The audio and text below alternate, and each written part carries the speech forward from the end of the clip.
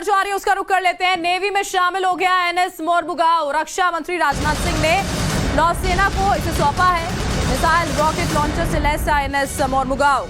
Remote sensor machine, आधुनिक radar से lace है। हिंद महासागर में अब हिंदुस्तान की ताकत और ज्यादा बढ़ गई है। बड़ी खबर इस वक्त की हम आपको बता रहे हैं। राजनाथ सिंह ने जब इसे नौसेना को सौंपा है, कौन सी बातें उन्होंने कही है, सुनवाते हैं आपको।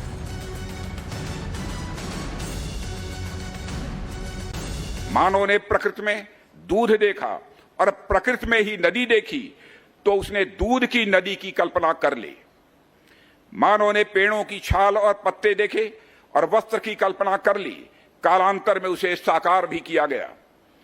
होब्स भी कुछ यही कहते हैं कि मनुष्य प्रकृति में जो भी देखता है उसकी छाप मनुष्य के मस्तिष्क पर अनिवार्य रूप से पड़ती ही है और आगे चलकर उसके विचारों और कल्पनाओं का हिस्सा भी बनती है। कहने का मतलब, अगर हमारे पुराण आदि कल्पना मात्र हैं भी तो भी उनके पीछे सत्यता है, इसलिए उनकी बड़ी अहमियत है और वे हमारे लिए बहुत ही महत्वपूर्ण हैं।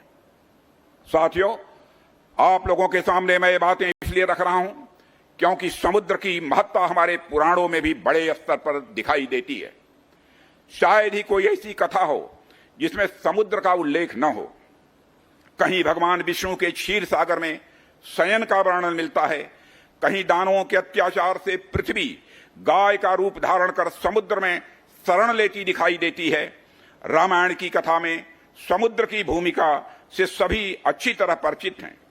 कहने का अर्थ यह है कि लगभग हर कथा में समुद्र किसी न किसी रूप में मौजूद रहता है, पर मैं यहां जिसका जिक्र करना चाहता हूं वह है समुद्र मंथन की कथा। हमारे पुराणों में समुद्र मंथन की कथा मिलती है जिसमें 14 रत्न निकलते हैं। उनमें देवी लक्ष्मी एक प्रमुख रत्न के रूप में मान्य हैं।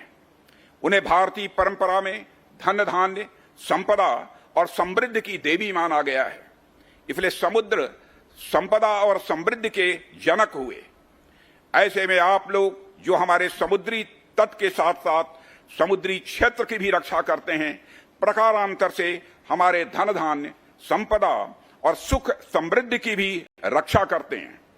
आप लोग देश को न केवल दुश्मनों से बचाते हैं बल्कि देश की सामाजिक आर्थिक प्रगति में भी, सोशियो इकोनॉमिक डेवलपमेंट में भी बराबर आप अपना योगदान करते हैं।